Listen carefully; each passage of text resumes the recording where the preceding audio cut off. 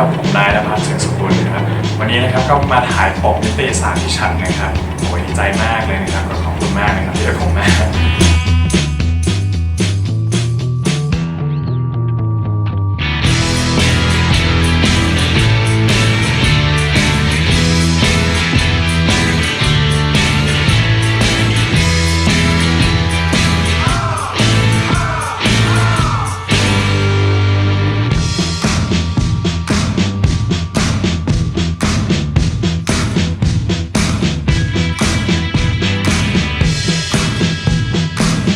ผ้าก็จะเป็นของ Dior นะครับแล้วก็ Mood and Tone ในวันนี้นะฮะก็จะเป็นออก Gentleman Man นะครับผมแล้วก็มีเข้าฉากกับ